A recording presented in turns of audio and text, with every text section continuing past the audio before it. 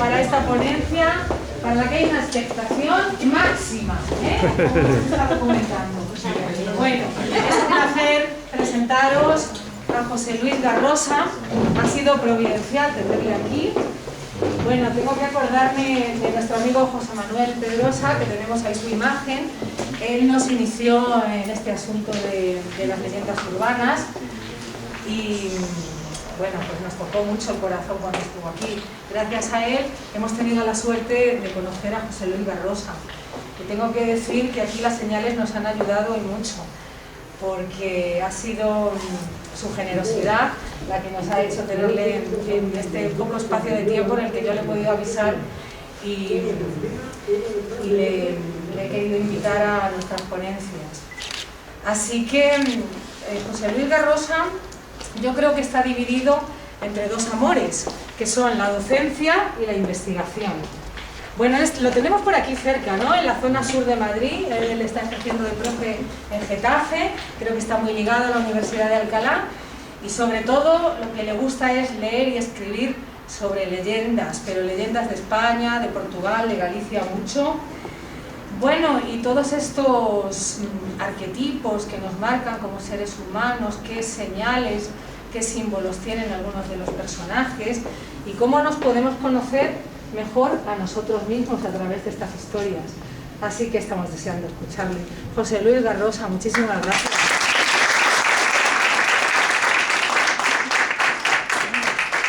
Bueno, muchas gracias a Elena por la invitación y por su generosidad. Soy un tanto exagerada, es decir, espero estar a la altura de las expectativas. Me causa un gran placer estar aquí porque precisamente José Manuel Pedrosa me había hablado muy bien de las actividades de aquí del CEPA Rosalía de Castro, que ha estado en varias ocasiones y siempre me contaba lo a gusto que se había sentido con los profesores y con los alumnos. Entonces, pues estar donde mi maestro ha estado tan a gusto para mí es un placer y un honor. Como ha dicho Elena, yo soy profesor de lengua y literatura. Tengo mi destino en un instituto de Getafe. ¿Se me oye bien al final? Sí, ¿no? No, pues entonces lo ponemos. Vale. ¿Por qué esto con la música? Claro, Sí, vale. han sido los fantasmas. A ver, un momento. Ahora se oye mejor, ¿no? Sí. Pues si eso incluso me puedo... Me siento... Me pongo hacia vosotros y algo mejor se oirá, ¿verdad? Bueno, como os decía, soy profesor de lengua y literatura y tengo el destino en un instituto de Getafe. Y conocí a José Manuel Pedrosa, que ahí lo presenta como profesor de literatura y folclorista. Él es profesor de literatura comparada en la Universidad de Alcalá, antes por sus libros que en persona. Pero empezamos a trabajar conocimiento pues hace unos 20 años y precisamente estaba él también aquí en Leganés llevando a cabo un proyecto muy interesante que acabó en un libro que publicó el Centro de Profesores que se llamó La Ciudad Oral.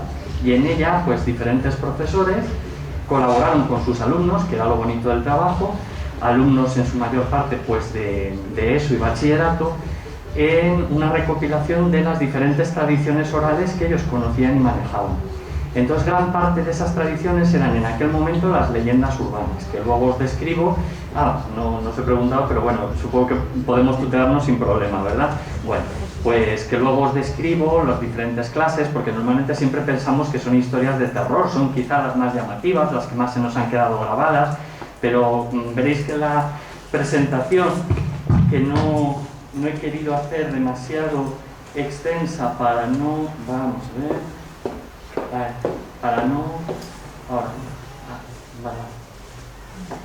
Tienes para pasar perfecto. Exactamente, aquí el rojo lo dices. Vale, y es para allá, ¿no? Sí. Entonces el otro sí, entonces, y el de arriba para atrás, ¿verdad? Sí. Bueno, una pequeña presentación que, como veis, he querido precisamente destacar el hecho de que es una tradición literaria que conocemos todos, que es lo bueno y lo bonito y lo que a mí me apasiona más de este tema. Estamos acostumbrados a pensar que la literatura solo son las grandes obras, publicaciones de diferentes épocas, de personas a menudo de una gran sabiduría, y pensamos que la letra escrita es lo único que define la literatura. Yo a mis alumnos todos los años les digo que ellos son transmisores de literatura y conocedores y que pueden saber tanto como yo, incluso aunque no les guste la lectura. ¿Por qué? Porque hay otras tradiciones literarias que conocemos pero que se transmiten de manera oral. Entonces, estamos acostumbrados a pensar que la tradición oral era únicamente los cuentos populares, las leyendas históricas y los romances, por ejemplo. Sin embargo, ya de unos años a esta parte se vio que estábamos ante un cambio de paradigma. ¿Por qué? Porque ya la gente, los cuentos que sabe son los que ha leído. Las leyendas, las que le han contado cuando ha visitado algún monumento. Los romances, pues ya no se cantan, porque las labores del campo son diferentes y ese sistema tradicional hace que conozcamos 4 o 5 que nos enseñan de pequeñitos en el colegio, pues el del señor Don Gato o el del Conde Olinos, siempre las mismas versiones, ¿verdad? En cambio, y me gusta mucho porque veo que el público es muy heterogéneo, pero que aunque hay personas más jóvenes, tienen una edad que conocieron pues eso, los años 80, los 90, manejaban una tradición oral compuesta por leyendas que tienen una característica especial, y es que casi todo el mundo considera que son reales. Hay un gran folclorista americano que se llama Bruckmann, que las define como historias demasiado buenas como para ser ciertas, o relatos de un amigo que le contó a otro amigo. Siempre pasa de esa realidad. Cuando tú le preguntas a una persona por alguna de estas leyendas, luego leo la clasificación que hizo Pedrosa, pues siempre te dice que es un hecho cierto, pero casi ninguno dice que lo ha experimentado en primera persona, sino que un amigo o un familiar muy cercano le ha contado que es así. Quizá la leyenda más famosa, que todos conocemos cientos de variantes, es la de la chica de la curva, que se llama, que hablaremos después, y que de hecho usó José Manuel para su libro de 2004, que se llama La autoestopista fantasma y otras leyendas urbanas. Entonces, simplemente si nosotros nos pusiéramos en común las versiones que conocemos, cada uno nos podría decir dónde se aparece esa niña. Seguro que en Leganés hay un sitio donde dicen que se aparece, en un pueblo, hay gente que dice, pues en tal zona del País Vasco, en tal zona de Valencia, a la salida de mi pueblo, siempre un escenario real, ¿verdad? Bueno, ¿qué ocurre ahora mismo? Pues que realmente estoy viendo con mis alumnos que ya no conocen tantas leyendas urbanas como se conocían en los 80, 90, al principio de los años 2000, sino que ahora casi toda esa literatura que manejan, por así decirla, o folclore, viene a través del móvil, fundamentalmente en memes, que también tienen una estructura literaria, muchas veces son chistes o anécdotas, y que estas historias las suelen contar en forma de creepy, lo que llaman los creepypastas, es decir, una especie de copia y pega en internet, y no como antes que se las solían contar los amigos, me ha ocurrido, o en el campamento, o aprovechando, yo que sé, una festividad típica de difuntos. Cualquier momento era como mucho más variado. Nosotros vamos a hablar de las leyendas urbanas en toda su extensión. No solo voy a hablar de las de miedo, y ya digo, son solo 12 diapositivas, pero quería dejar eso claro. Y otra característica que tienen, muy interesante, es que estas mismas historias no solo es que tengan un montón de variantes en el territorio hispánico, sino en todo el mundo. Es decir, hay muchas de estas historias que han sido recopiladas por folcloristas americanos o europeos, por ejemplo también Klimber en Suecia, muchas de ellas son muy numerosas, o en Italia o en Francia, lo cual es fascinante porque viene a ser prácticamente los mismos elementos. De ellas se suele extraer una moraleja y tienen como telón de fondo unas historias que se hacen pasar por reales y que de hecho hay personas que creen que son absolutamente ciertas. Como decía José Manuel Pedrosa, en este libro de la autoestopista fantasma contó con la colaboración de muchos de sus alumnos, y es un libro que, por ejemplo, aunque no es del tema exactamente del que voy a hablar, se cita muy a menudo en programas de misterio. Todos estaréis pensando, por ejemplo, en los de Iker Jiménez. ¿Por qué? Porque ellos mismos también han publicado sus antologías de leyendas, pero no desde un punto de vista literario como nos interesa más bien a nosotros, ¿de acuerdo? Bueno, voy a beber un poquito de agua porque con esto... como os decía... A ver. Pedrosa reunió un corpus de leyendas muy amplio, y la organización que le dio en el índice fue la siguiente. Empezó con un capítulo dedicado a Verónica, es decir, el fantasma del espejo del que todos vamos a hablar, las leyendas de... A continuación, que van relacionadas con Verónica, las de las ouijas y el espiritismo. Aquí entraríamos en contradicción. Muchas personas, incluso alguien lo habrá practicado, considerará que la ouija no es una leyenda, sino que lo que ahí ocurre son hechos ciertos, verídicos. Yo ahí no me voy a meter. Luego están las casas malditas, luego los fantasmas del colegio y del instituto, porque muchas de estas leyendas se transmitían precisamente entre adolescentes o niños pequeños. Las carreteras, las curvas y sus fantasmas, el rey en la carretera, del que sí que hablaré, que es muy curiosa porque es humorística, otras historias de fantasmas, los avisos y los agüeros, es decir, las señales de las que hablaba antes Elena, los seres terroríficos, pues ahí pueden aparecer todo tipo. Por ejemplo, últimamente se hablaba mucho del chupacabras y cada uno pues hablará de sus leyendas, o por ejemplo lo que decíamos antes, el coco o el hombre del saco, que incluso pues algunos han querido verle una raíz real. Las mascotas exóticas, muy interesante, las muñecas asesinas, los locos peligrosos, los ladrones de niños, ladrones de órganos y traficantes de drogas, los terroristas, que por desgracia cuando ha habido algún ataque terrorista cercano, pues estas leyendas se multiplican y últimamente se difundían sobre todo por internet, con mensajes que llegaban, mails. Otro tipo de crímenes horribles, los vivos que son enterrados como si fuesen muertos, es decir, personas enterradas vivas, historias variadas de cementerios, la llamada boca del infierno, normalmente situada en locales donde se suponía que desaparecían personas, muy a menudo chicas, decían algunos que era para trata de blancas o secuestros, otros que era directamente la entrada al inframundo, comidas y bebidas sospechosas, magias amorosas, lances y contratiempos eróticos, del que hablaré algo porque también era una parte bastante importante y que sin embargo precisamente por el tipo pues no se suele abordar demasiado, ¿no? Porque es como que entra ahí en otros aspectos que pueden ser más peligrosos, como por ejemplo las leyendas urbanas protagonizadas por famosos. Pocas veces se difunden en libros porque puede generar problemas legales. Todos conocemos hechos que se le atribuyen, pues hablaré de Ricky Martin, pero si no a Miguel Bosé o a cualquier otra persona, y eso puede motivar una querella, ¿no? Cuando se da por cierto algo que realmente no ha ocurrido, ¿verdad? Los embarazos prodigiosos, una que se difundió mucho a mediados y finales de los 80, que era Bienvenido al Club del SIDA. Ahora, actualmente, al haber menos preocupación por esta enfermedad, también ha bajado el número de leyendas.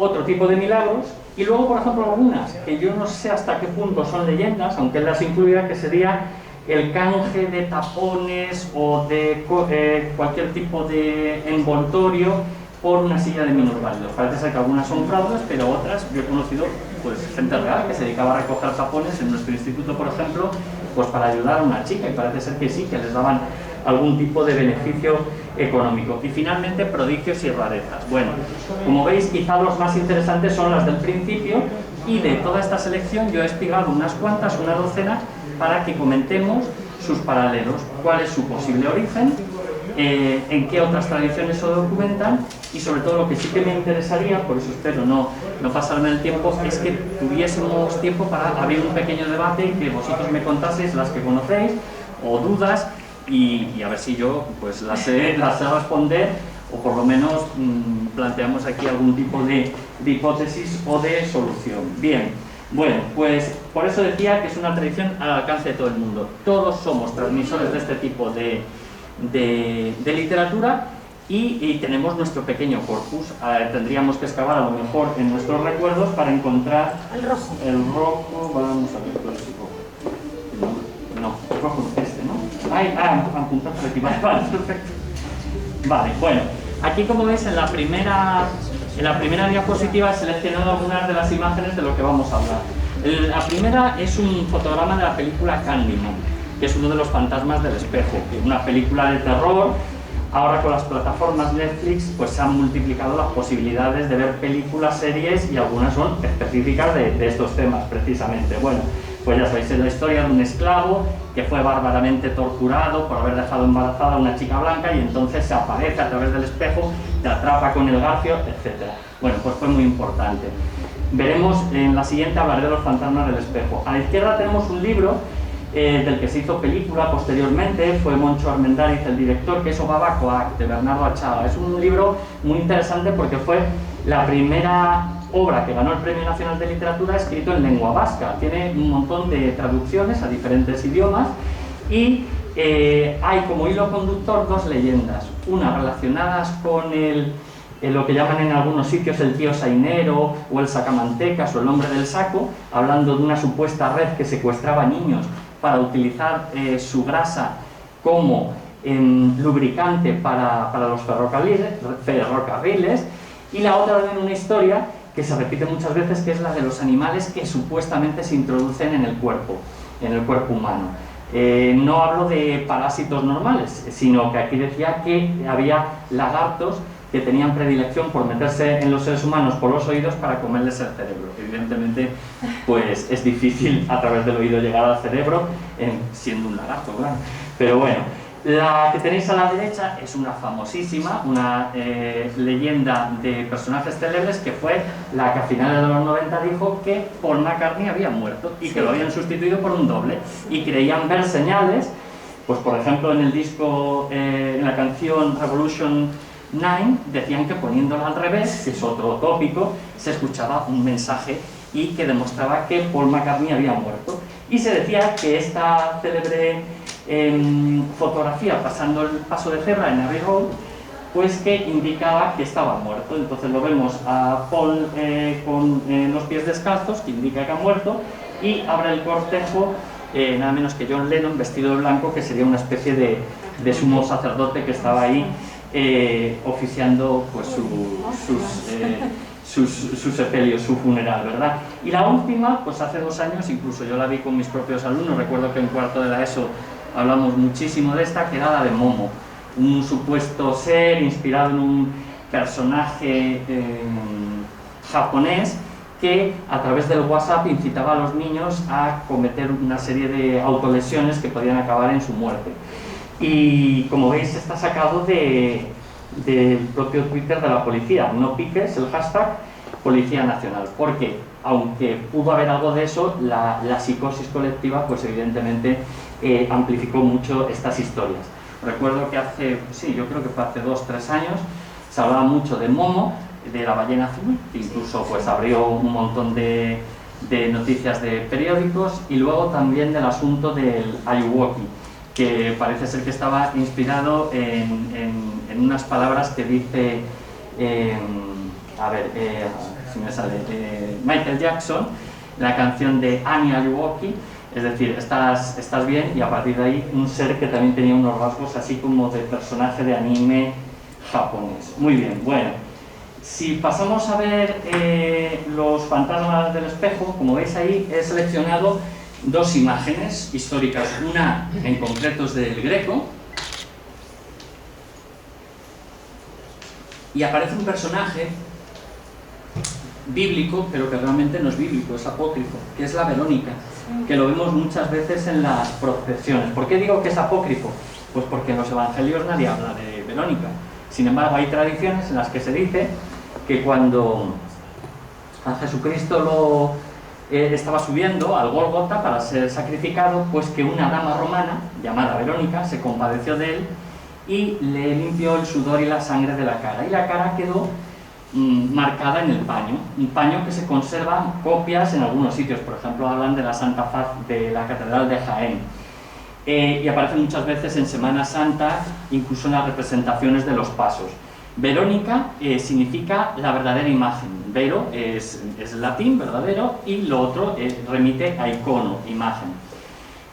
Rubén Darío, a finales del 19, le dedicó un cuento a Verónica, y es una historia bastante llamativa de un sacerdote que acaba loco y muere porque intenta fotografiar el momento de la consagración y lograr una foto de Jesucristo en ese momento, ¿verdad? Y es castigado.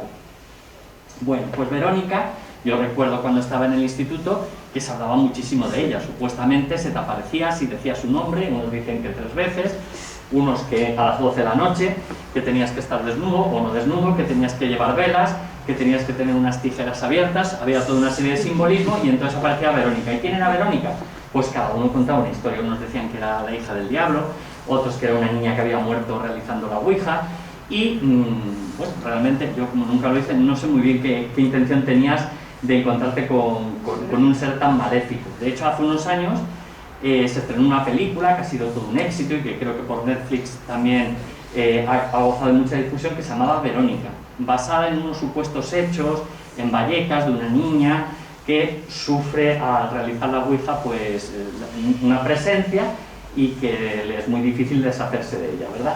Bueno, pues esas historias de seres reflejados en el espejo son muy comunes en todas las culturas. Por ejemplo, en el mundo anglosajón, que es esa tarjetita de Halloween, se pensaba que a las 12 de la noche de Halloween, si mirabas con una vela, veías tu imagen reflejada y lo que aparece después, quién iba a ser su prometido. Es muy normal en la cultura tradicional que quieras saber quién va a ser adivinar tu pareja. Y normalmente, por ejemplo, en el ámbito hispánico suele ser el día de San Juan, con diferentes cosas, pues, o con una flor que vas quemando. Por ejemplo, sabéis que también se trata de adivinar con un huevo que se casca en un vaso de agua y se espera a la mañana del día de San Juan a ver las formas que ha trazado la clara, y si ves ahí una especie de viaje o señas de cuál va a ser tu futuro. Bueno, pues esta, la más famosa, es el espejo. El espejo, yo siempre se lo cuento a mis alumnos, que evidentemente es algo que ha fascinado a los seres humanos. Por un lado, verse reflejado. ¿Qué es eso?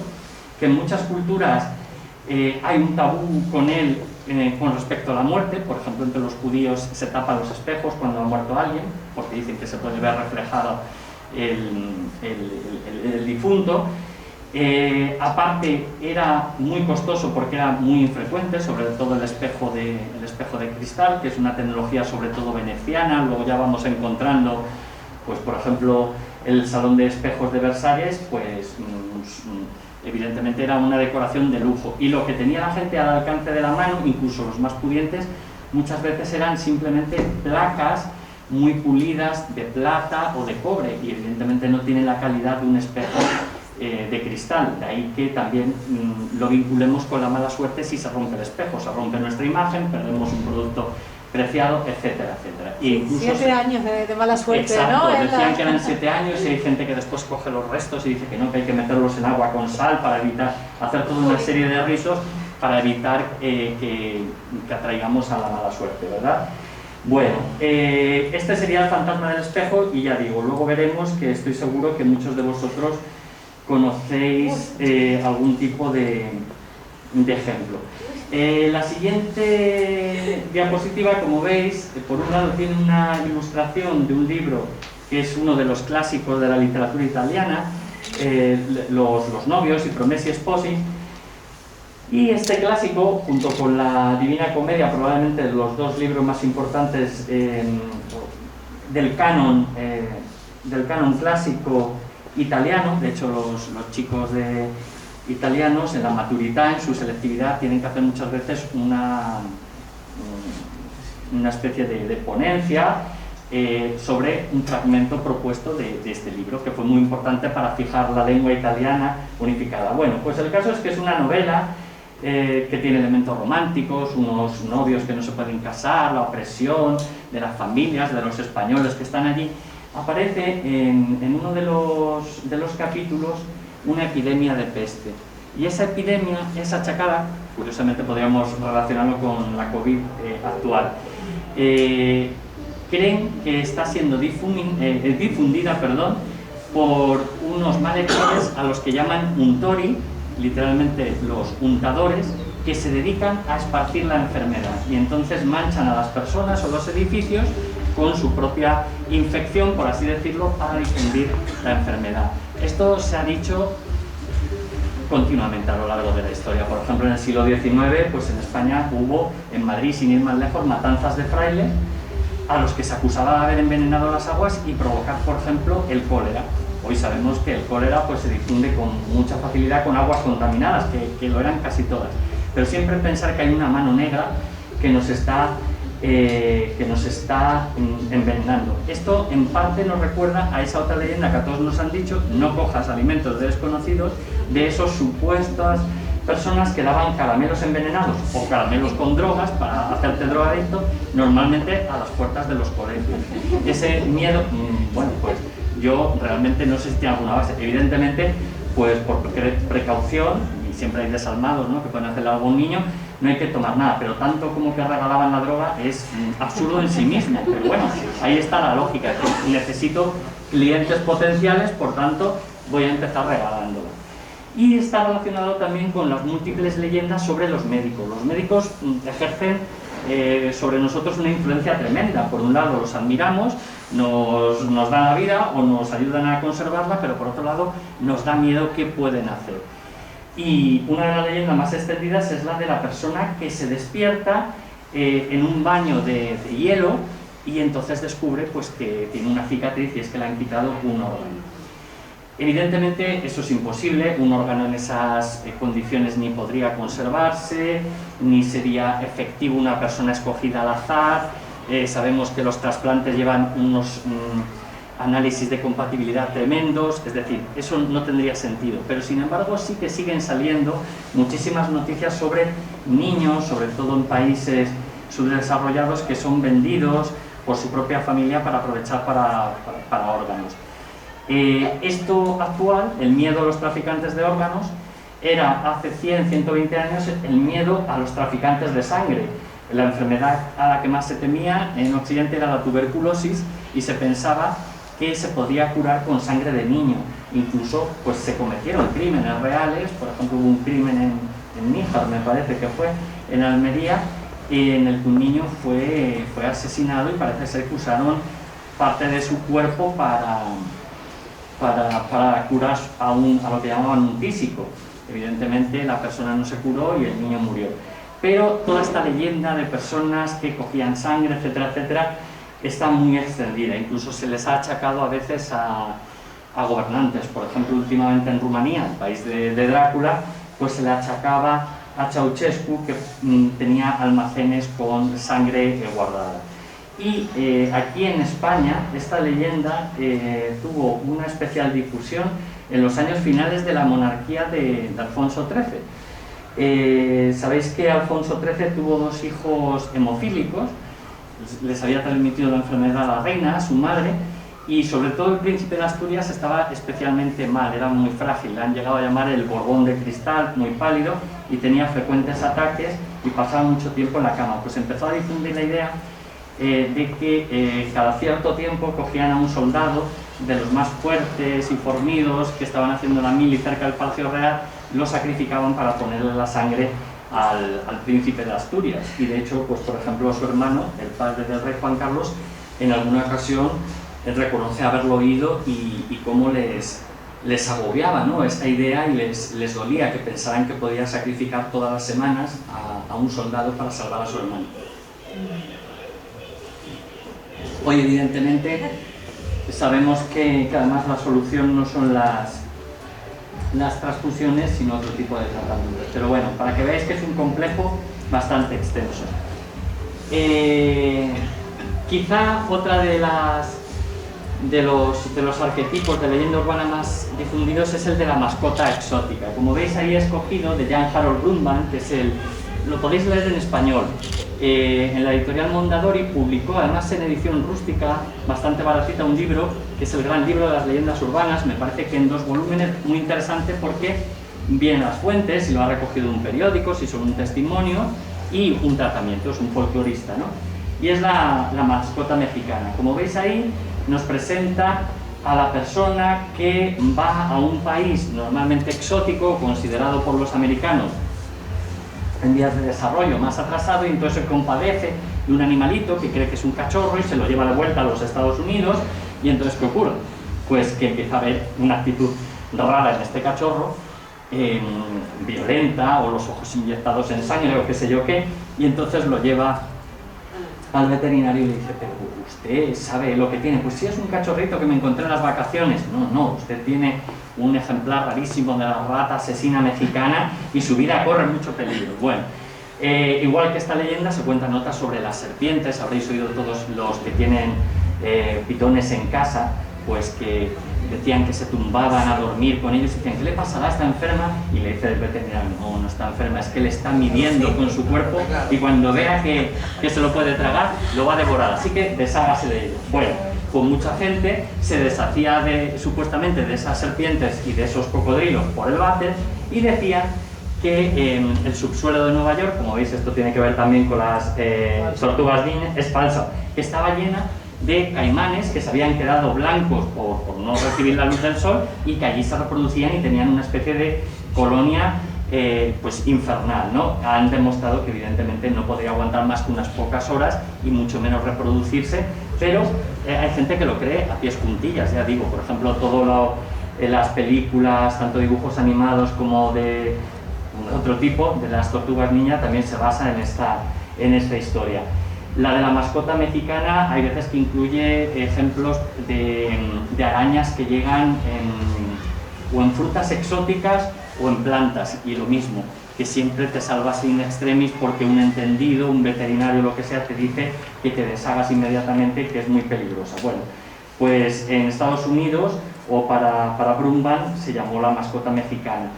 Aquí en España se cuentan estas leyendas muchísimo, desde serpientes que supuestamente salen del váter, que habría que ver si eso es posible o durante cuánto tiempo pueden vivir, sí que evidentemente se meten en esos conductos, y luego hay gente que la relaciona pues con otras historias, es decir, por ejemplo, ahora podríamos hablar, los reptiles siempre generan especial suspicacia en este asunto, como decía antes lo del lagarto, y una de las leyendas, ya no urbanas, sino tradicional de toda la vida, más común en España, es la de la serpiente mamadora, es decir, la serpiente que roba leche o de cabras o de vacas, pero el grado más extremo, y hay personas que lo creen a pie de juntillas y dicen haberlo vivido, es la serpiente que se amamanta de la madre que se ha quedado dormida y entonces pone ella la boca en el pecho de la mujer, y para que el niño no llore y esté entretenido, le pone la punta del rabo a modo de chupete, y entonces el niño está entretenido, y hay gente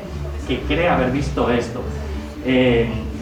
Los zoólogos, en este caso herpetólogos, nos explican que una serpiente no puede mamar, es decir, que su boca no está hecha para eso, pero la fuerza de la sugestión y de la tradición te hace creer a veces esas cosas.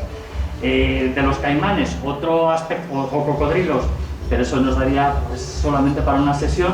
Hay muchas iglesias en España que tienen caimanes o cocodrilos disecados, y sobre ellos se cuentan leyendas. Hay uno muy famoso en Sonsoles, en Ávila. Aquí en Madrid estaba el lagarto de San Ginés, que ya no lo enseñan, en la propia iglesia de San Ginés. En Zamora hay una serpiente. Bueno, por ejemplo, en la Catedral de León enseñan los restos de un supuesto topo que cavaba, gigante, que cavaba en los cimientos y estuvo a punto de tirar la catedral, y realmente es la concha de una tortuga laúd, una tortuga marina que tiene un aspecto como de cuero, no tiene una placa córnea, ¿no? Es decir, que es todo un mundo. Y por ejemplo hay otro en Valencia, en la iglesia del Patriarca. Ese sí que, vamos, si no lo han retirado de un tiempo a esta parte, nada más entrar y allí está, expuesto, disecado. Me parece que otro en la catedral, es la de Córdoba o la de Sevilla, pero ese se ve menos porque está en lo alto. Y sobre ellos se cuentan leyendas, normalmente de una persona que fue atacada en las Indias, en las colonias americanas, por este cocodrilo, y que se salvó gracias a la intervención de la Virgen de aquel lugar, pues, por ejemplo en este caso la Virgen de Sonsoles, o la que sea, ¿de acuerdo? Incluso, por ejemplo, de esta historia pues escribió, del que os digo, del lagarto del Patriarca, pues Blasco Ibáñez, una historia basada en la leyenda. Bueno, otra muy común y que explota nuestros miedos sobre la alimentación es ¿qué nos estarán dando? ¿Qué estamos comiendo? Muchas veces estos miedos vienen porque ese producto es muy barato o muy abundante, y entonces se empieza a tejer una serie de leyendas. A veces también tienen un componente racista. Las leyendas muchas veces atribuyen los elementos negativos, las leyendas urbanas, a personas de otras etnias o de otras confesiones. Por ejemplo, el chivo expiatorio tradicional de los envenenamientos que decíamos antes solían ser los judíos. Pues los judíos han envenenado las aguas, la peste viene por su culpa, sacrifican a los niños para fabricar panes con su sangre, por ejemplo. Todo eso se ha dicho prácticamente en España hasta la expulsión, pero en Europa pues la creencia en crímenes rituales de los judíos, pues prácticamente hasta después de la Segunda Guerra Mundial, es decir, muy común. Bueno, pues ahí he escogido la portada de un libro de uno de los folcloristas suecos más importantes, y el libro se llama La rata en la pizza, y es lo típico. Aquí normalmente yo lo he oído con hamburguesas. Pues un chico que estaba comiendo una hamburguesa notó que algo, ¿y qué es? Entonces descubrió que era como un huesecillo, entonces fue a no sé dónde y le dijeron, es los dientes de una rata. Es que las pizzas, o sea, las hamburguesas están hechas con carne de rata. Dicen que incluso McDonald's, o sí, yo creo que era McDonald's o Burger King en Estados Unidos, ante la leyenda que decía que estaban fabricadas con gusanos, llegó a decir que si estuviesen fabricadas con gusanos serían mucho más caras que con carne de vaca. Últimamente se ha difundido una que dice que hay granjas con una especie de seres que no llegan a ser ni siquiera ni vacas, ni ovejas, ni nada, que son simplemente carne. Yo creo que eso está influido un poco por lo que se está hablando ahora de la carne artificial, ¿no? Que producir carne sin tener que sacrificar animales. Bueno, pues en los siglos de oro había mucha preocupación porque te diesen gato por liebre, de ahí viene la expresión española, es decir, tú vas a comer conejo o liebre a un mesón y ¿cómo sabes que te están dando eso? Y no gatos, que son más baratos. Y da igual, es decir, si estaba bueno, pues de ahí esos versos que se solían decir acompañados de la señal de la cruz: si eres cabrito, mantente frito, si eres gato, salta del plato. Se suponía que los trozos de carne iban a salir. Por ejemplo, en el Buscón de Quevedo vemos que unos rufianes se santiguan antes de comer unas empanadas, unos pasteles de carne, porque no fuera a ser que se estuviesen comiendo a sus familiares. Y claro, ahora no lo entendemos, pero es que sus familiares habían sido ajusticiados, lo que se hacía era exponer los cadáveres, a menudo descuartizados, y corría la leyenda de que los pasteleros sin escrúpulos, a los que Quevedo les tenía bastante manía, vendían estos productos de una manera tan barata porque aprovechaban carne de muerto, la picaban finamente con muchas especias y la vendían a un precio muy barato. Aquí en España se contó una leyenda parecida durante la guerra de Marruecos, y se decía que había un sargento sin escrúpulos que se quedaba con el dinero, llegó a tratarla literalmente Valle Inclán, con el dinero de mantenimiento de los víveres, y que en su lugar pues utilizaba cadáveres y le llamaban chuletas de sargento. A mí me han contado que hace años en Madrid se puso muy de moda ir hacia la carretera, ¿era la de Valencia o la de Barajas? Bueno, muy de moda ir a comer chuletas de cordero, que parece ser que se pusieron varios asadores por allí, hablo de principios de los 80, y a un precio muy barato, hasta que se difundió el rumor que aquello no era cordero, sino que estaban sirviendo perro. Bueno, no hace falta que recuerde, por ejemplo, las historias de los chinos. Todos hemos oído, pues fíjate lo que te estabas comiendo, y hay veces que se cree que pueden incluso estar deshaciéndose pues de algún familiar, ya no solo de los gatos que haya y todas estas historias. Bueno, la siguiente diapositiva es sobre una leyenda que está sobre todo difundida en los ambientes rurales. Y es la que nos dice que determinadas plagas, muchas veces animales peligrosos para el ser humano, el primero más que para el ser humano es para las cosechas, han sido provocadas por las autoridades que sueltan animales, y hay gente que dice que ha visto helicópteros o avionetas que lanzan serpientes vivas, que dicen que las lanzan para que sirvan de alimento a otros seres. Y por ejemplo, de vez en cuando en Tierra de Campos, en el norte de Castilla, pues hay plagas de topillos, y salen en la actualidad. Bueno, pues mucha gente cree a pies juntillas, y no les puede sacar de eso, que los topillos no es por un ciclo natural que empiecen a reproducirse, etcétera, etcétera, y se conviertan en plaga, sino que están soltados en ese caso para alimentar a las aves rapaces. En el siglo XVII, entre esos años, hubo una serie de muertes en el sur de Francia, en Gévaudan, que se atribuyeron a un lobo. Lo que pasa es que los testimonios, incluso intervino el rey de Francia, Luis XV, y mandó a su montero real, no eran coincidentes, hablaban de un lobo, pero de un aspecto mucho más grande y peligroso que un lobo normal. Llegó a causar unas 80 víctimas mortales en esos 3 años. Otros decían que no, que tenía aspecto de otro tipo de fiera, o que era un cruce entre lobo y perro, que era invulnerable a las armas. Es la historia del hombre lobo, ¿verdad? Y hace unos años se estrenó una película que está bastante bien para pasar el rato, que se llama El Pacto de los Lobos, no sé si la habréis visto. Exacto, y entonces en esa película se plantea la hipótesis de que fuera un animal que había venido de África, una especie de hiena, que al mismo tiempo estaba provista de como una especie de mandíbulas de hierro y que era fruto de unos nobles corruptos que tenían una especie de secta y que se dedicaban a prácticas sádicas, ¿verdad? Bueno, pues esa leyenda está muy extendida y si vais a los pueblos te pueden decir que antes no había lobos, pero que ahora como los crían y los sueltan, etcétera, etcétera. No se entienden muy bien los ciclos naturales y siempre está la explicación de qué ha podido ocurrir. Y de vez en cuando pues asoma las noticias, hace 2 años o 3, ¿no? Me parece que en plena pandemia, que habían visto una pantera negra y luego van reduciendo el tamaño. No, no es una pantera, pues puede ser un león, no, ha sido un gato. Realmente, ¿qué ve uno o qué cree ver? Bueno, a menudo la sugestión funciona y lo que tenemos como tradición nos hace ver lo que creemos ver, ¿no? Y si alguien te lo cuenta de una manera convincente, pues acabas diciendo eso. A mí no me ha pasado, pero un amigo mío que no me va a mentir me dijo que esto ocurrió. Otra leyenda muy extendida, que algunos le han puesto un nombre como Shufiti, que sería como el graffiti de los zapatos, y todo lo hemos visto, es la de por qué hay pares de zapatos colgados de los cables de la luz. Como veis, aparece también en una película, en Big Fish, de Tim Burton, y no se le da ninguna explicación, pero aquí en España puedes preguntar y unos dicen, es que señala el lugar donde había un asesinato, es que señala los sitios donde se vende droga, es que señala los límites entre diferentes bandas, es que indica que un joven de una banda ha mantenido su primera relación sexual. Cada uno explica unas cosas. Algunos dicen, no, esto es cuando existía la mili, pues los soldados para mostrar el final, nos hemos licenciado, vamos a colgar las botas, y las tiraban.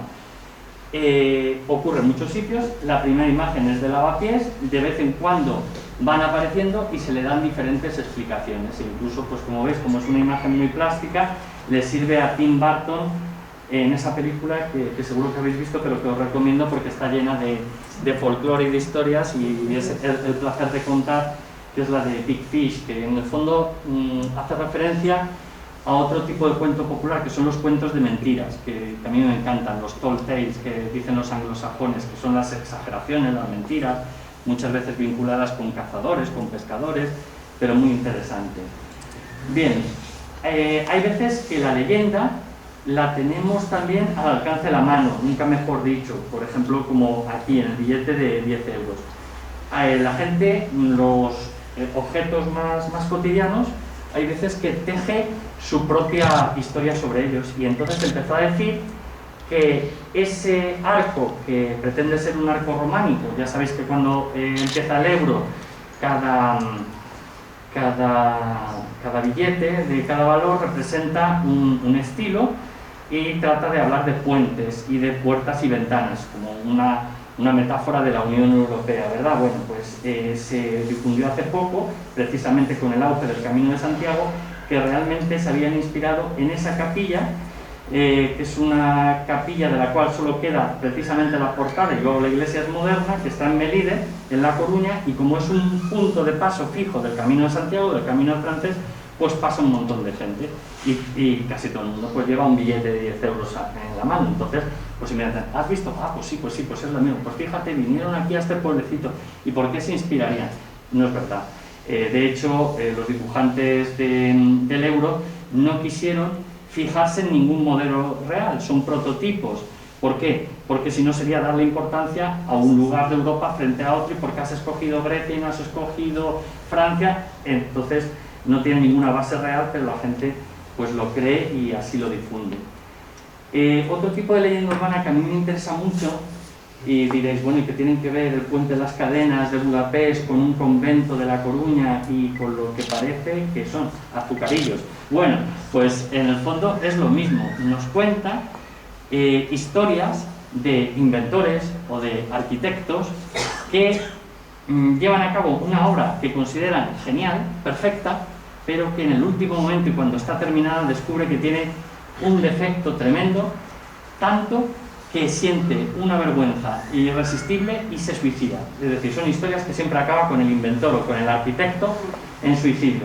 El puente de las cadenas de Budapest está flanqueado por unos leones a los dos extremos. Entonces, lo que se cuenta allí cuando van los turistas y lo que dicen los propios húngaros es que el arquitecto, después de hacer este puente monumental, descubrió que había cometido un gran error, y era que no les había tallado lengua a los leones, porque sí, tienen la boca abierta, tienen los colmillos, pero no tienen lengua, y le pareció que era un defecto irreparable y se suicidó. Lo mismo dicen de ese convento, que tiene aparentemente una especie de curva, no está absolutamente simétrico, parece ser que precisamente porque se han cambiado las casas alrededor, y lo mismo dicen, que una vez acabada esa construcción, el arquitecto sintió tanta vergüenza porque se veía curvada la perspectiva de la fachada, que se suicidó. Y los azucarillos, bueno, no sé si habréis oído estos azucarillos que nos sirven con el café en los bares, bastante incómodos por cierto. Dicen que el inventor pretendía que se partiesen por la mitad y volcásemos el azúcar en la taza. Y entonces se suicidó, tú sí lo haces así, pero se suicidó al ver que casi todos lo hacemos mal, y es cogerlo por un extremo y romper el extremo y vaciarlo, es decir, como si fuera un sobrecito normal, que no lo partes por la mitad sino por un extremo. Bueno, pues esta leyenda, no sé si la habréis oído, pero se cuenta muy bien. ¿Tú sabes que el inventor vio que era un fracaso y dice, tanto esfuerzo para nada? Bien, decíamos antes que José Manuel Pedrosa había dedicado un capítulo al rey en moto. Y efectivamente, en los años 80, primeros 90, y ahora por motivos normales, por uno de ellos es que, bueno, ahora ya tenemos otro rey, pero que últimamente la visión que tenemos del rey Juan Carlos es la de una persona anciana con problemas de movilidad. Pero en los años 70-80 la imagen era la de una persona joven, deportista, y a la que le gustaba conducir a gran velocidad. Entonces se multiplicaron las leyendas de encuentros con el rey, que estaba cubierto con el casco de motorista y que ayudaba a personas que tenían un pinchazo o que les ocurría algo en la carretera, y entonces te ayudaba una persona alta, educada, te solucionaba el problema y no te decía quién era, y normalmente se iba, pero en algún caso se quitaba el casco y descubrías que era el rey. Bien, bueno, algunos dicen que se inspira pues en imágenes reales como esa sacada de Lola,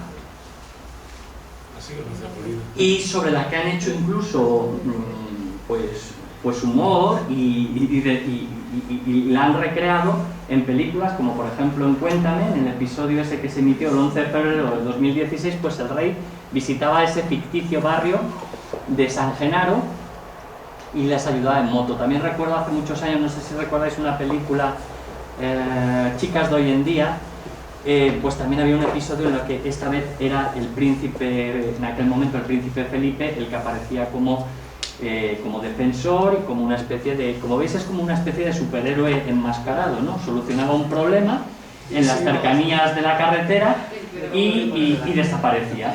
Bueno, pues es una historia que se ha difundido bastante y que ahora por motivos obvios pues ya no es más que un recuerdo. Es decir, yo si les pregunto a mis alumnos, no saben nada de esto. Hay veces que se lo cuento y no lo recuerdan. Bueno, aquí tenemos una que por lo escabroso del tema, pues hay veces que no se suele hablar de ella, y como os decía, también están los problemas legales, que es la que se difundió en el año 99. Claro, es que cuando has vivido un año piensas que está todavía muy cercano, ha pasado, pues ¿cuánto? 23 años, pero en aquel momento los medios de difusión eran mucho más rudimentarios, es decir, el acceso a internet era muy limitado, mucho más lento, y sin embargo, en cuestión de horas, en toda España se hablaba de lo que había sucedido en un programa, sorpresa, sorpresa, con Ricky Martin, que había ido a darle una sorpresa a una chica, y entonces pues habían descubierto horrorizados y habían grabado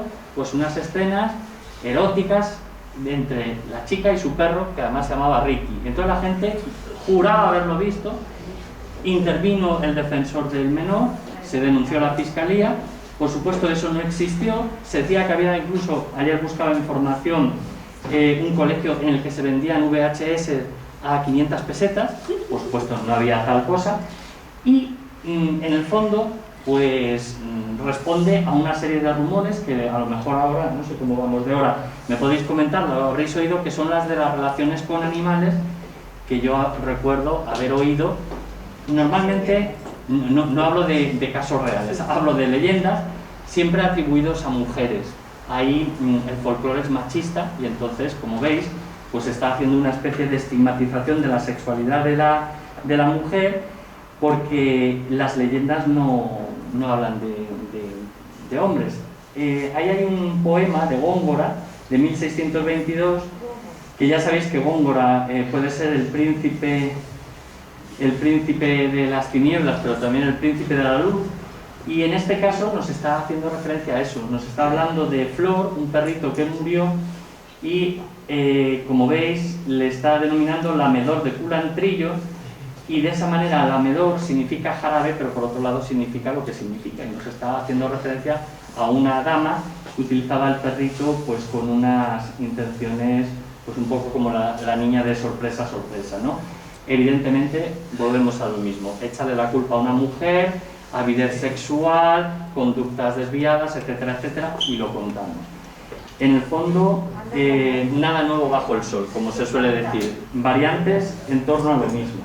Ay, perdón, que le he vuelto a dar a la anterior. A ver, era de abajo, esto. Como veis, estas leyendas tienen tal atractivo sobre la mente humana, nos parece que están plenas de sugerencias y al mismo tiempo es un folclore reconocido y reconocible por todos, que sirve incluso pues para chistes, actualmente sería en lo que ha derivado, los memes, o incluso para tweets de la Guardia Civil. Como veis, estos memes o imitaciones de tweets de la Guardia Civil, el primero, el de Momo, era real, este evidentemente está hecho con la intención de parodiar una información del Twitter de la Guardia Civil. Una patrulla de tráfico multa a la chica de la curva por no llevar chaleco reflectante. Como veis, evidentemente, pues es un meme y solo lo puede entender la persona que conozca en qué consiste esa leyenda. Y luego un chiste típico de diatribas entre casados, normalmente también con cierta carga de machismo. En esta curva me maté yo, y es que tienes que hacer la misma broma cada vez que pasamos por la iglesia donde nos casamos. Seguro que a alguno de vosotros os ha llegado este meme, y lo mismo. Funciona el sentido del humor si compartimos el mismo código. Si no supiésemos qué es la chica de la curva, evidentemente esto es absolutamente oscuro, no tendría ninguna gracia ni lo uno ni lo otro. Antes de acabar, querría comentaros, por ejemplo, un caso que lo viví yo como real, una variante que pude comprobar yo mismo como que era creída y que me la transmitían como suceso real unos alumnos míos en 2002 en un instituto de Parla. Y es una historia que responde a un tipo de cuento que es el del hijo predestinado, es decir, esa persona a la cual algún tipo de oráculo le predice un tipo de muerte y que intenta huir de esa muerte, pero no sabe que se está acercando a ella. Y hay variantes pues de todo tipo. Yo, por ejemplo, una muy famosa que aparece en sagas escandinavas y también en bilinas rusas, es decir, en la literatura oral rusa, es la de un jefe al que se le dice que tal caballo va a ser el motivo de su muerte, y evidentemente pues no vuelve a subirse al caballo, se mantiene alejado, se deshace de él, lo que sea.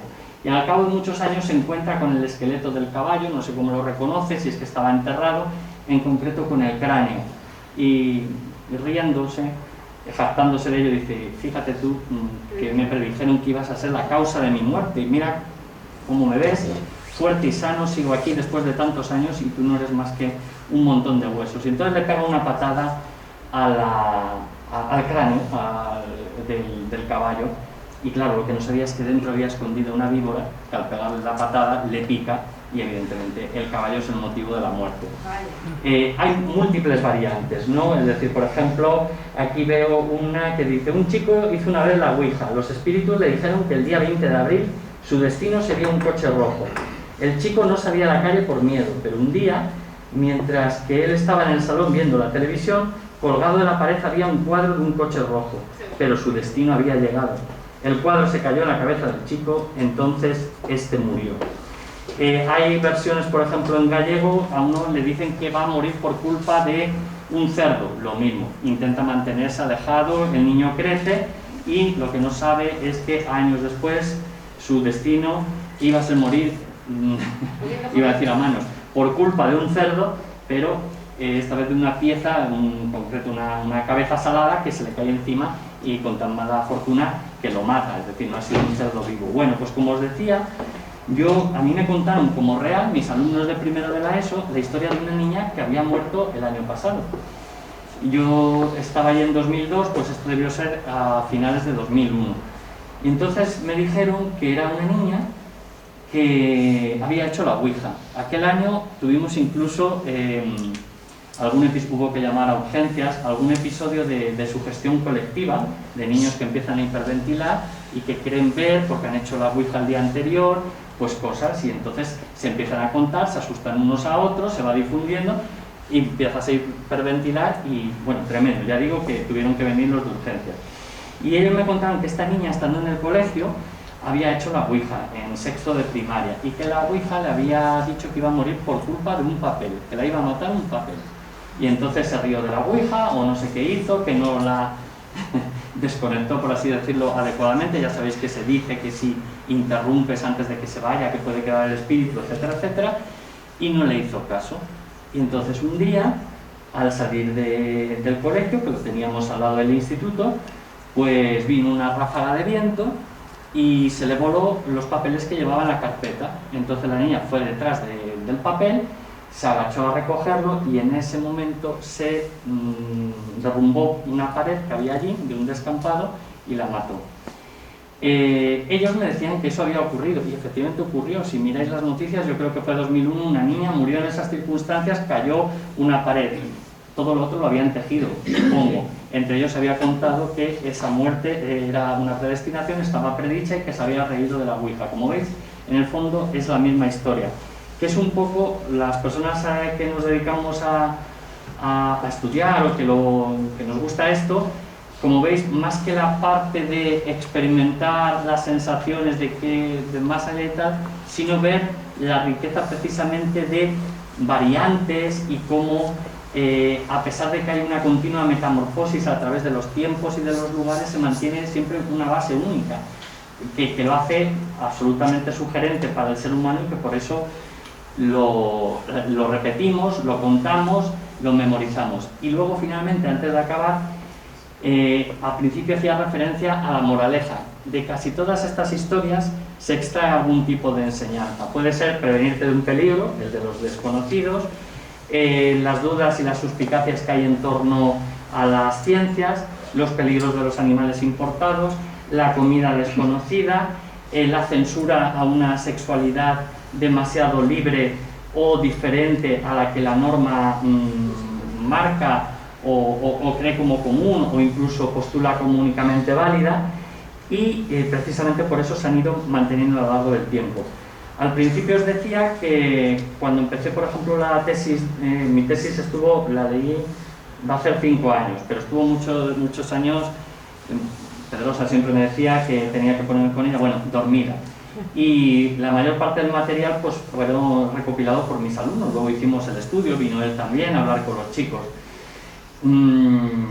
Cuando intenté ampliarlo con más materiales para ver la perspectiva, porque algunos de ellos ya tenían 15 años en el momento de la entrega, pues me di cuenta que había vuelto a cambiar de paradigma. Yo les pregunto a mis alumnos, antes incluso de saber que iba a venir esta semana aquí, les preguntaba, y sí, me hablan de historias, sí, hemos oído hablar de Verónica, otros me hablaban de, que otros llaman Bloody Mary, Mary de Bloody, ya sabéis que dicen que se inspira en una reina británica, María la Sangrienta, María Estuardo, pero no con tanta vitalidad como antes, quizá porque ha cambiado el sistema. Sí que hay algunas de las que no he hablado, por ejemplo, vinculadas a las nuevas tecnologías. Se hablaba de una especie de videojuego destructivo que era el Polybius, que parece ser que nunca existió y que causaba estragos. otras veces se confunde con historias reales. Por ejemplo, ¿cuánto había de real y cuánto de imaginario en la historia de que los Pokémon provocaban ataques epilépticos? ¿De verdad eso ocurrió alguna vez? La noticia que viene de Japón, traducida no sé cuántas veces, ¿es un hecho real o algo que se ha contado? En fin, ahí está lo bonito y al mismo tiempo la característica como de arenas movedizas que tienen siempre estos temas. Y en la actualidad, ya digo, sobre todo conocen los memes, incluso los chistes se cuentan de otra manera, es decir, por ejemplo, conceptos como, ¿os acordáis las cintas de chistes de los años 80 o los programas de chistes de los años 90? Ahora no tendrían prácticamente ningún sentido. Monólogo o nada. Claro, o es monólogo, o es, por ejemplo, una transmisión in streaming. El youtuber sí tiene un poco de antes, es una especie de monologuista, es una especie de cuentachistes, pero ya tiene otros códigos y tanto la manera de expresarlo como la finalidad es absolutamente diferente. Sí se mantiene lo de las películas, que siempre han sido una fuente de leyenda urbana, por ejemplo la leyenda sobre locos asesinos sueltos, aquella que conoceréis sin duda de también los locos sabemos lamer, ¿verdad? Que de un loco que se mete... ¿No la habéis oído? Esa es una que, ya digo, hacia 2005 encontré un montón de variantes sobre una chica, una mujer, que oye en la radio que hay un loco peligroso, suelto, y que todo el mundo debe refugiarse en la casa, ¿no? Y entonces... Ah, el otro razón, perfecto. A ver, sí, ya está. Y entonces... A ver, ahora vuelve. Lo oye por la radio, se encierra en su casa, se mete en la habitación, se mete en la cama y tiene un perro. Y tiene siempre la costumbre de que cuando se queda dormida, deja la mano caída y el perro le lame la mano y ella se queda tranquila y se duerme. Y así pasa esa noche, ella oyendo las noticias amenazadoras por la radio, pero como a su lado está el perro guardián, no hay miedo. Y por la mañana, cuando se despierta, se encuentra con el perro salvajemente asesinado y torturado y con su propia sangre escrito un mensaje en la pared que dice: también los locos sabemos lamer. Es decir, se había encerrado con el loco, que es el miedo ese, ¿no? El peligro, yo me refugio en mi casa, pero entran. Ahora con las películas de zombies más o menos es eso, es decir, tú te refugias en tu castillo, pero que si cierras el castillo puede ser que haya ya un zombie dentro y te va a aparecer por cualquier sitio. En el fondo, los miedos, igual que los deseos y las pasiones de los seres humanos, pues son universales y van por encima de fronteras lingüísticas, culturales, religiosas y de todo tipo. Y no sé qué hora tenemos, no me acuerdo. Ah, sí, más o menos ha sido 1 hora. Si os parece, muchísimas gracias por vuestra atención. Espero haber respondido al menos en parte a vuestras expectativas. Gracias sobre todo porque además en un día como hoy, a estas horas, un viernes, pues os lo agradezco un montón. Espero que os haya interesado y nada, que estoy dispuesto para cualquier duda que queráis que podamos hablar y poner en común. Así que lo dicho, muchísimas gracias. ¿Alguna cosita a este respecto? No, nos vamos a... Bueno.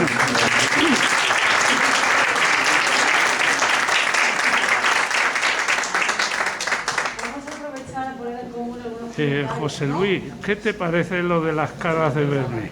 A ver, las caras de Verme, yo te voy a contestar lo que dice Pedrosa. Él dice que es evidentemente que es una falsificación, que eso no es verdad. No se sabe muy bien dónde está la raíz del fraude y sí es curioso que empieza a difundirse en los años 70 y empieza sobre todo en periódicos que no se consideraban serios, tipo El Caso. Entonces es ahí un momento de transición, finales de los 70, fin de la dictadura, principio, y se mezcla con elementos pseudohistóricos, porque dicen que si en esa casa había sido residencia de la Inquisición y que había habido muertes extrañas y que evidentemente esas presencias aparecían incluso a través del cemento. No lo sé, no he estado. A mí algunas de estas historias me dan bastante, y perdón por el coloquialismo, bastante mal rollo, es decir, porque no deja de ser ahí un poco lo más siniestro, sórdido del ser humano. Pero sí recuerdo una cosa parecida que también saltó a los medios de comunicación en la plaza de Cibeles, en el Palacio de Linares, que se dijo que había presencias, que se grababan psicofonías, y se escribió toda una historia de la raíz de esas psicofonías. Decían que era una niña que había muerto, y había muerto porque sus padres en realidad eran hermanos.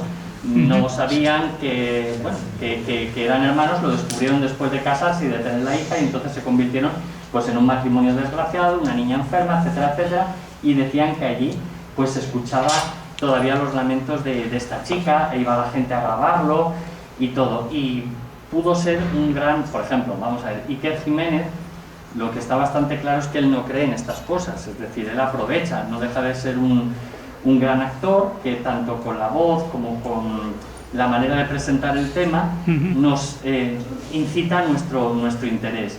Como es un tema del que todos hemos oído hablar, pues siempre vas a encontrar colaboradores que te cuenten, y como él trata, digamos, con la misma seriedad un hecho que puede ser histórico, un acontecimiento, yo que sé, pues por ejemplo un quema de brujas, que puede estar atestiguado fielmente que ha ocurrido, como la historia de la niña de la curva o de tal pueblo fantasma, pues en el fondo va creando esa sombra de duda y todo recibe el mismo tratamiento. Pero yo creo que él no cree, yo creo, no lo sé, que por propia salud mental no puede creer en todo lo que está diciendo. No sé hasta qué punto él sí cree en lo que llamamos esoterismo, pero en todo no, y estoy seguro que sus colaboradores tampoco.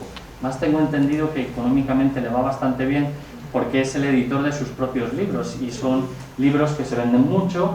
Y es decir, él ha encontrado ahí su medio de vida, aparte de que tuviese interés, pues vive ahí. Entonces, ya digo, lo de las caras de Belmez, yo creo que, creo que debe haber bastante de montaje. Como tema es curioso y es sugerente. Luego decían que cuando murió una de las propietarias que dejaron de aparecer, ¿verdad? Pero no lo sé, habría que... Sí. Sí, no sé, sí hay dos. Bueno, da igual, por orden. No, me da igual, no sé quién había... Venga. Yo le iba a preguntar simplemente qué opinaba sobre el fenómeno del tercer hombre. ¿Habías escuchado algo sobre el fenómeno del tercer hombre? ¿Cuál es el otro día poníamos en común en clase este tema de la chica de la curva que te avisa, por ejemplo, ¿no? Pues en un lugar muy peligroso, te avisa, aquí me maté yo, entonces... que es como, entendíamos que podría ser un aviso del inconsciente para que en un peligro te genera una forma antropomórfica que te avisa de un peligro extremo y te puede salvar. De eso se habla, Como, no sé, unos esquiadores perdidos no sé dónde, que no eran 3, eran 4. Extremos, sobre todo en la montaña, algún submarinista también. Que se materializa una forma que te avisa. Se materializa una forma que de alguna manera viene a ayudarte, a salvarte la vida, porque parece ser que aparece en momentos extremos. Sí, los que han estudiado lo de la chica de la curva, por ejemplo también en Francia hay una folclorista que se llama Véronique Campion-Vincent, José Manuel Pedrosa, ya lo hemos hablado, y luego Brumban, que le llama The Vanishing Hitchhiker, ¿no? Es decir, el autoestopista que desaparece, lo han relacionado con relatos y con historias religiosas. Por ejemplo, las apariciones de la Virgen muy a menudo aparecen en lugares como encrucijadas o como peligros, y es la visita de un ente del más allá que aparece. Incluso también se puede mirar en la literatura griega antigua, Atenea cuando aparece y se pone como a ayudar, en este caso Ulises no la reconoce y actúa como guía. Que eso sea fruto de la materialización de un deseo, de una necesidad, como símbolo y como metáfora, seguro. Es decir, es el símbolo del ayudante, es como el hada madrina, que en los momentos de riesgo, el cuento, tienes que tener una solución y va a aparecer mágicamente un ayudante, que puede ser un animal en los cuentos, el hada madrina, en estos casos una persona que ha experimentado la muerte. Las historias de la chica de la curva están bastante influidas también en algunos motivos por la leyenda de Becker del Monte de las Ánimas, porque muy a menudo la chica que has conducido está relacionado, o que has conocido en una discoteca y que sentía frío, le has dejado una chaqueta o una prenda, y entonces al día siguiente vuelves a donde la has dejado para recuperar la prenda, y te encuentras normalmente con la madre que te dice que su hija murió hace muchos años en un accidente y que si quiere que te lleva a veces te enseña la foto y la reconoces, pero muchas veces acabas yendo a la tumba y sobre la tumba aparece la fecha de la muerte de la chica y la chaqueta de verdad. Es un poco como la historia del Monte de las Ánimas, que al final la banda, pues después de esa noche horrible de pesadillas, cuando cree que todo ha pasado, pues ha aparecido ahí realmente. Como símbolo sí. Ahora, no sé si decías si crees que se puede llegar a materializar una parte energética o tal.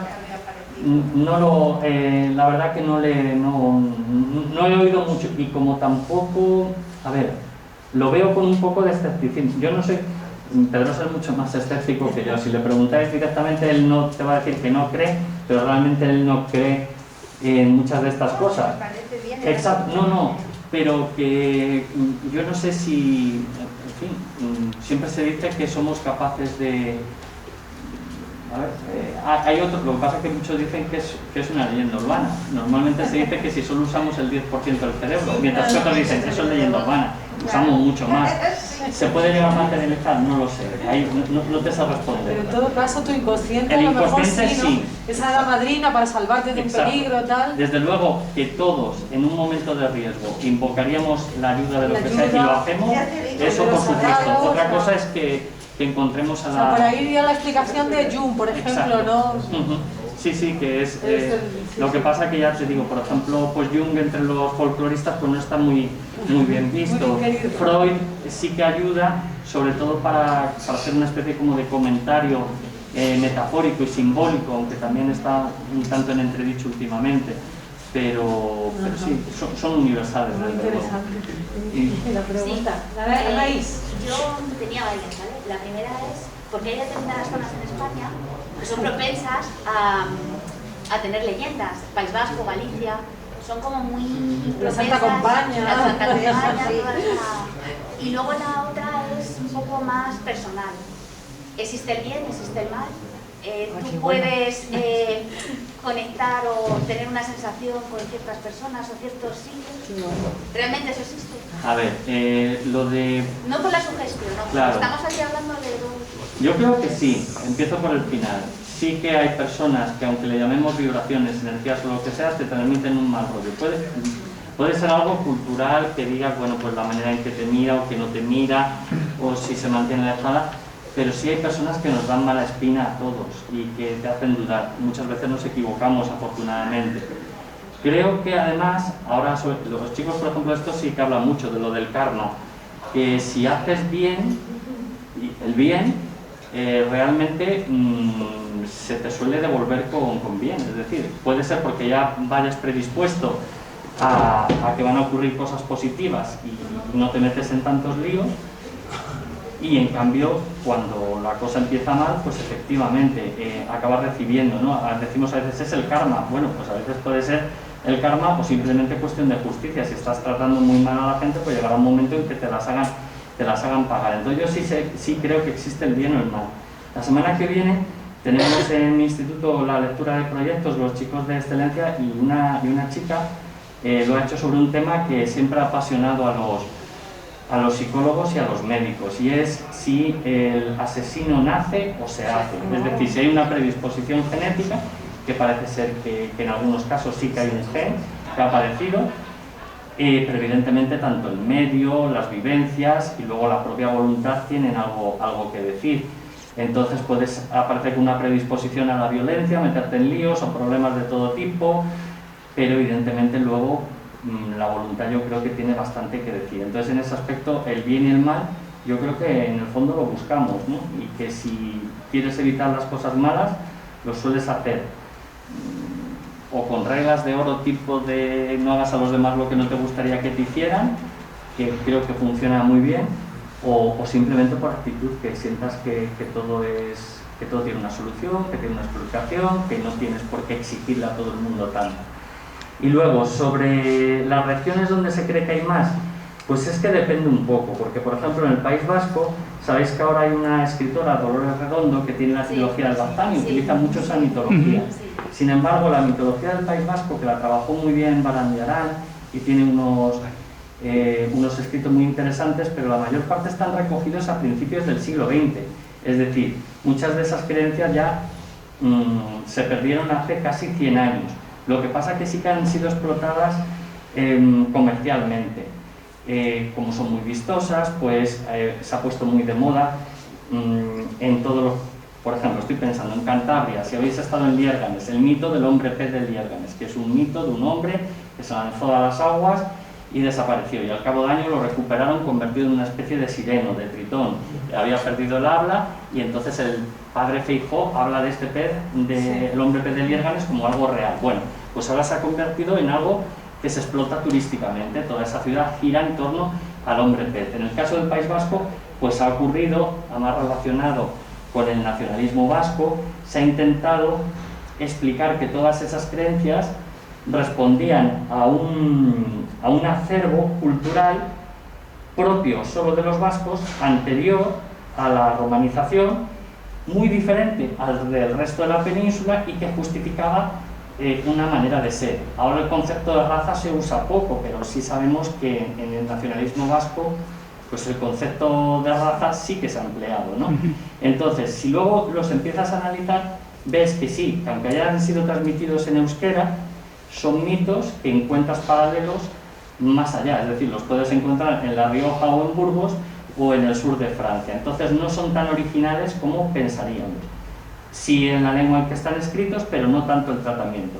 Y luego, en el caso de Galicia, pues es una sociedad que hasta hace muy poco era muy rural, con muy malas comunicaciones, y la tradición oral en algunos aspectos estaba más extendida. Por ejemplo, parte de mi familia es de origen gallego y lo que sí que está claro es que la relación con la muerte, con el ámbito de la muerte, es más cercana que en otras partes de España.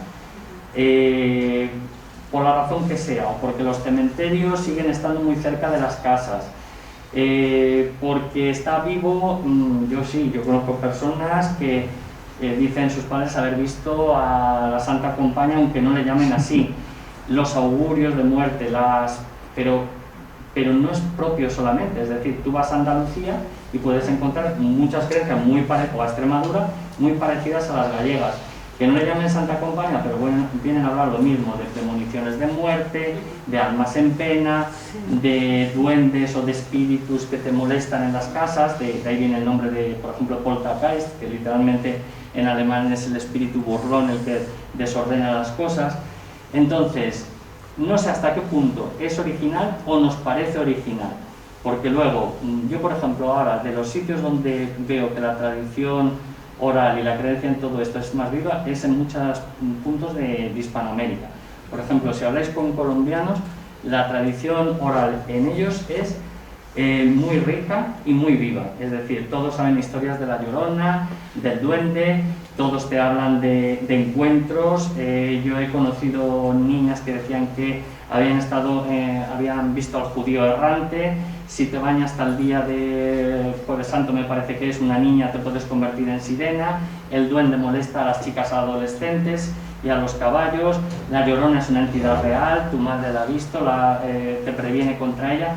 Es decir, depende también del modo de vida.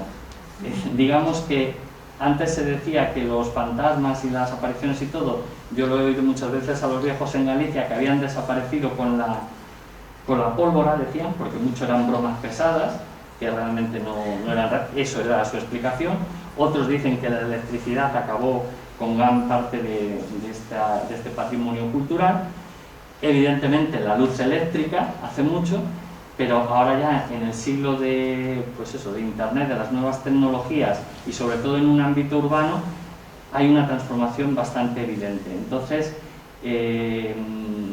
por un lado está la historia del pueblo en cuestión, pero si lo analizamos, no pienses que son tan originales ni tan diferentes al resto de tradiciones. ¿Qué es lo bonito de esto? Que en el fondo te dice que da igual que seas gallego, andaluz, marroquí, colombiano, chino, que en el fondo compartes un sustrato común, aunque varíe la forma y le hagas cambiar, más o menos. Pero ya digo, hay algunos que nos llaman más la atención. Por ejemplo, os decía del Dolores Redondo, no sé si os acordáis, hace unos años, yo creo que fue a finales de los 90, hubo una película de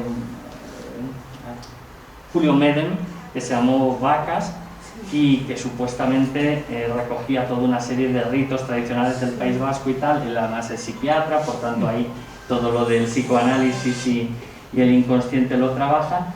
Y bueno, pues es una manera de sacar a la luz lo que supuestamente es más original en el contexto hispánico.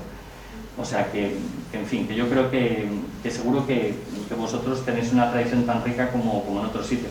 Cambia un poco, ¿no?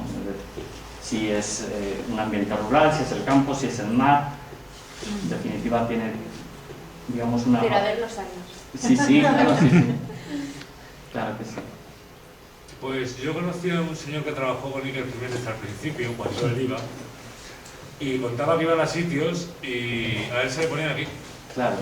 O sea, que había sitios donde iba que no había nada, porque era el relleno que te metían, pero había sitios donde iba y se le ponían aquí, ¿no? O sea, y dejó de ir porque le daba miedo. Empezó a tener más y ya dijo, y vosotros. Pero aquí tenemos el sanatorio este que está aquí por la carretera de...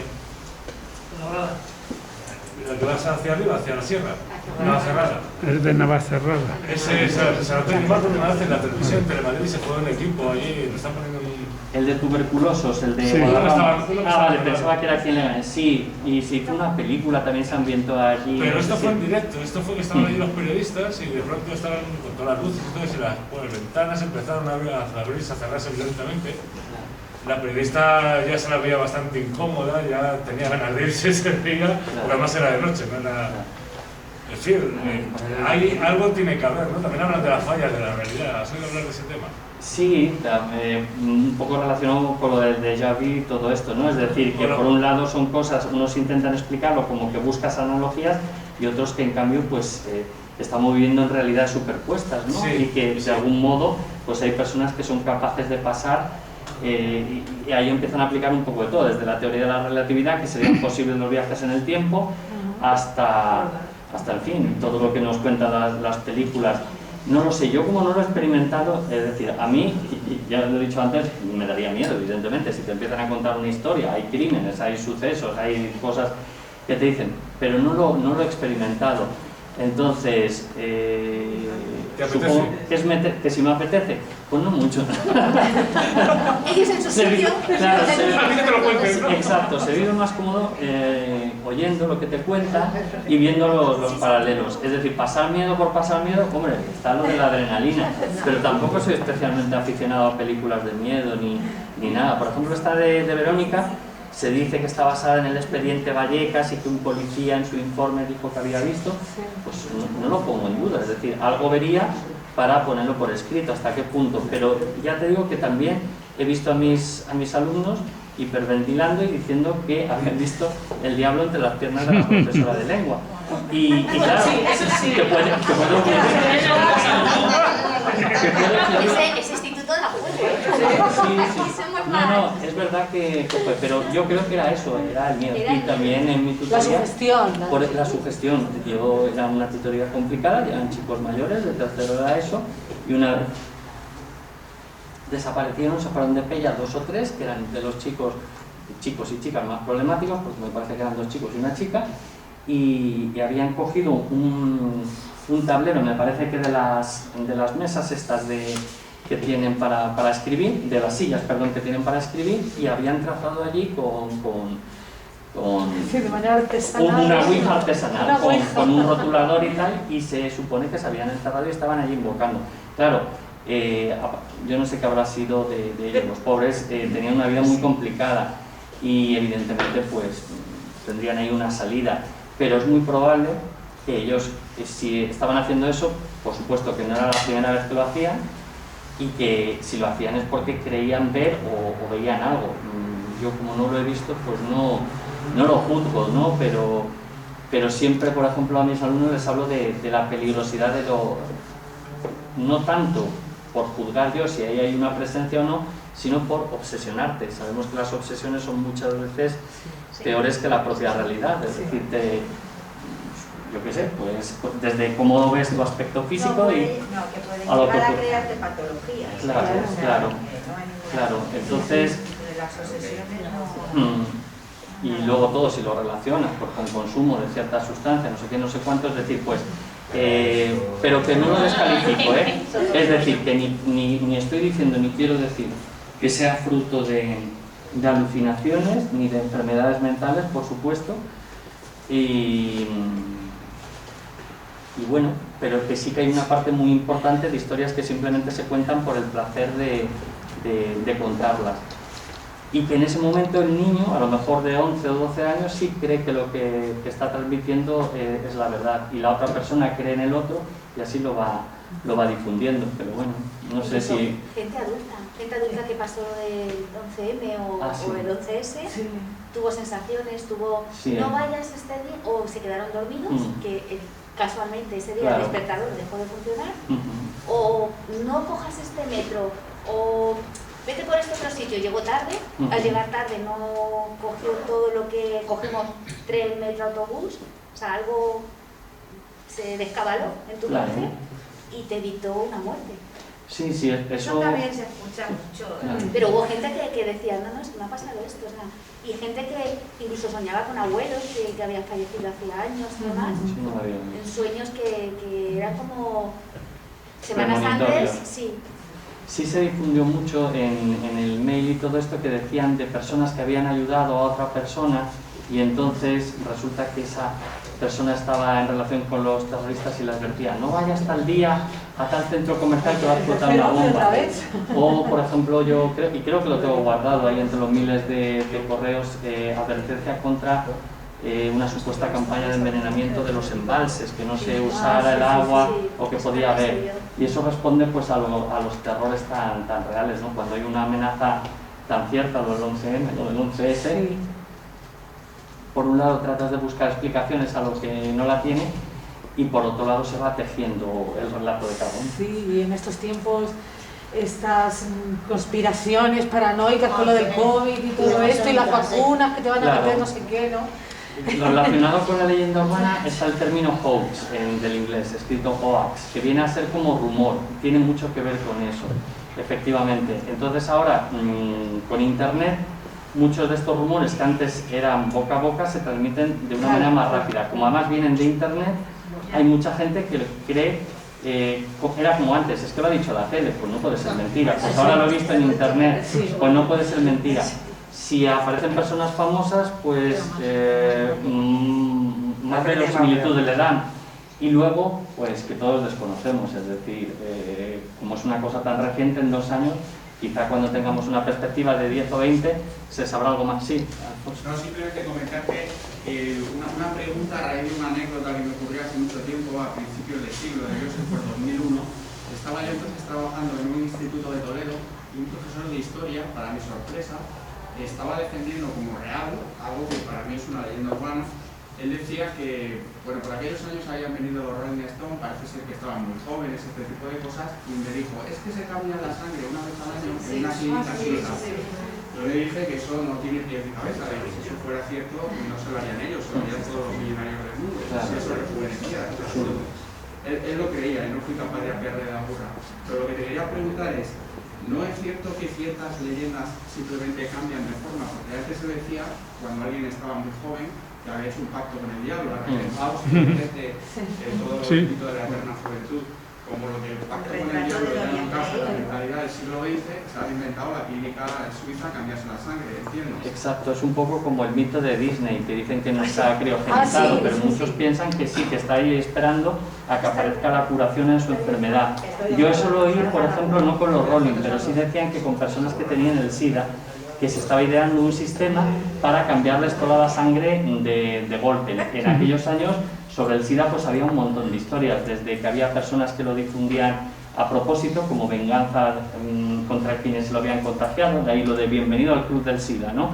Que siempre era la misma historia, pues un rico empresario que tiene un viaje de negocios y va a no sé dónde y entonces conoce a una mujer espectacular, pasan la noche juntos y al día siguiente, cuando se despiertan, ven que no está. Y lo primero que va a hacer es mirar: me ha robado la cartera, me falta algo, ve que está todo, se queda ya tranquilo, y cuando va al baño y se dispone a afeitarse y asearse, descubre que con lápiz de labios ha pintado en el cristal: bienvenido al club del SIDA. Y efectivamente, cuando vuelve a su ciudad, se hace las pruebas y está contagiado. Entonces esta mujer que había sido contagiada por un desaprensivo anda difundiéndolo. Bueno, pues por ejemplo en Vietnam, en la época de los americanos de la guerra, se difundían leyendas parecidas sobre mujeres que provocaban daños irreparables en los marines, acostándose con ellos, pues que tenían escondidas cuchillas, en fin, no entro en detalle, cuchillas y tal, es decir, el peligro del otro y la venganza hacia los otros. Había otra versión menos sofisticada que decía que ponían agujas infectadas en los cines y que entonces la gente que iba, cuando ponía la mano en los brazos, pues se pinchaba. La he oído también con agujas en las playas, a propósito. Claro, eran años en los que era muy fácil encontrarse agujas, pero que las dejasen a propósito, eso ya está tejido por la leyenda. Y lo del cambio de sangre y el deseo de eternidad, siempre se ha dicho. Por ejemplo, a ver, no he comentado, pero todavía en países africanos donde las creencias están muy vivas, pues hay, por ejemplo, por un lado, una persecución real hacia los albinos, que los matan, los descuartizan y utilizan sus restos en brujería, pensando que tienen virtudes mágicas, y luego también existe una creencia que también está relacionada con algunas literarias, y es que, como tiene una prevalencia de SIDA tan alta en algunos países, se dice que un hombre enfermo de SIDA puede curarse manteniendo relaciones con una muchacha virgen, que lo que está provocando pues son violaciones de niñas y aparte el contagio del SIDA, ¿no? Entonces eso parece ser que está bastante vivo. En la Edad Media esa misma historia, por ejemplo en un poema alemán, El pobre Enrique, se contaba pero con un leproso, un rey leproso, al que le consiguen una muchacha, una doncella virgen para que se acueste con ella y curarse de la lepra. Finalmente él se da cuenta de que va a hacerla una desgraciada y se arrepiente y milagrosamente se cura. Bueno, pues es la historia de un poema alemán medieval de Alme Heinrich. Es lo que dices tú, son las mismas historias que varían. Sí es curioso también lo que dices, un profesor de historia que lo transmite. Yo ahora, es que no quiero hablar mucho, no por nada, pero ni quiero ofender ni que nada.